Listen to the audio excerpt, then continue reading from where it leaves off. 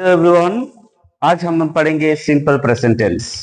Simple present tense में हम क्या पढ़ेंगे? सबसे पहले सिंपल प्रेजेंट टेंस को कब यूज किया जाएगा और सिंपल प्रेजेंट टेंस को में कहाँ एस लगेगा, कहाँ ईएस लगेगा और कौन सा सिचुएशन में हम सिंपल प्रेजेंट टेंस यूज करेंगे और सिंपल प्रेजेंट टेंस का स्ट्रक्चर क्या है। ठीक है, चलिए। तो सिंपल प्रेजेंट टेंस का फॉर्मूला क्या है?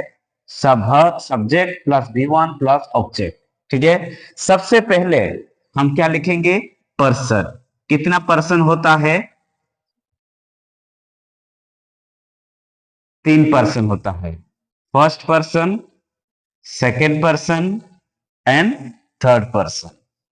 ठीक है, ये हो गया first person, second person and third person. ठीक है, उसके बाद फर्स्ट पर्सन में कौन आता है? आई आता है। सेकेंड पर्सन में कौन आता है? यू आता है। थर्ड पर्सन में कौन आता है? ही, सी और इट। ये सारे के सारे प्रोनाउन है। ये सारे के सारे क्या है? प्रोनाउन है। ठीक है, सो इसका भी प्लूरल होगा और इसका भी प्लूरल होगा, इन लोगों का भी प्लूरल होगा। तो अब हम इसको सेंटेंस स्ट्रक्चर के हिसाब से देखिए। Subject plus V1 plus study. For example, I study English grammar. ठीक है, I study simple, I study English grammar. और सिंपल प्रेजेंट टेंस को हम तब यूज करेंगे कोई एक प्रेजेंट टाइम हो, it refers the present time and regular action, universal truth. अगर कोई भी एक्शन डेली हो, रेगुलर हो, तो उसको हम सिंपल प्रेजेंट टेंस में कहेंगे। फॉर एग्जाम्पल, हम रोज पढ़ते हैं तो हम पढ़ेंगे आई स्टडी इंग्लिश ग्रामर। और यूनिवर्सल ट्रूथ मैंने बोला था कि यूनिवर्सल ट्रूथ क्या है? जो सूर्य उदय होना और सूर्य अस्त होना, वो है यूनिवर्सल ट्रूथ। उसको हम बोलेंगे सनराइजेस इन द ईस्ट। ठीक है, चलो हम दूसरा पढ़ेंगे। ये भी हो जाएगा, यू स्टडी इंग्लिश ग्रामर। ठीक है, या थर्ड पर्सन सिंगुलर, ये हमेशा ध्यान देना है। यही जो तीन, ही सी इट, वर्ब में हमेशा क्या लगेगा? एस लगेगा। फॉर एग्जाम्पल, ही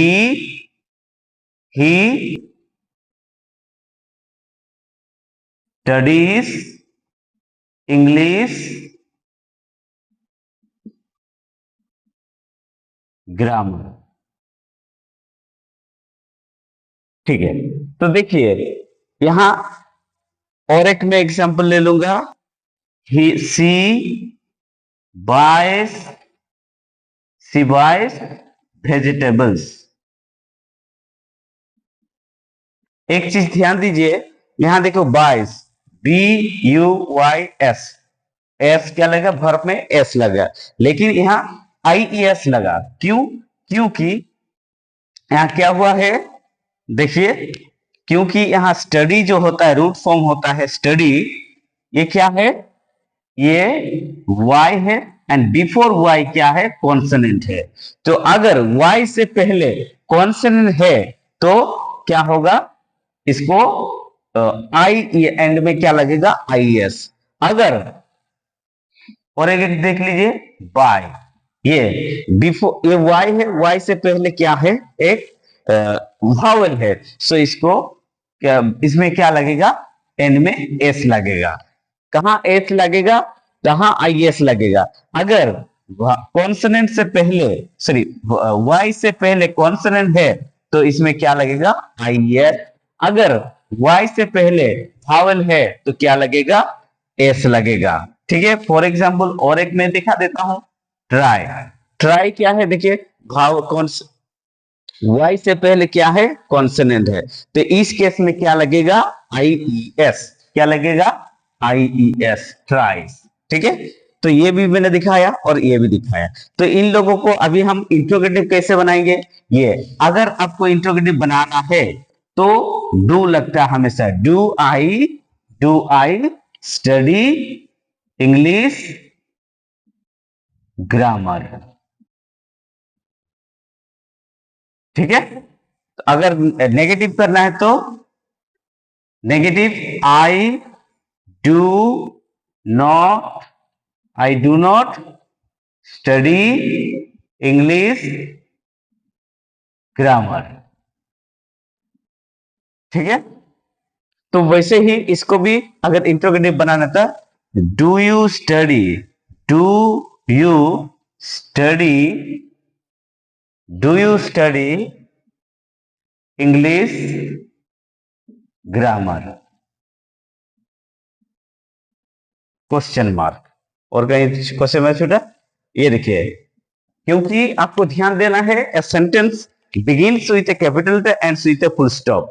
अगर वो डिक्लेरेटिव सेंटेंस है तो and with a full stop, अगर वो इंट्रोगेटिव सेंटेंस है तो and with A interrogative mark. क्या है?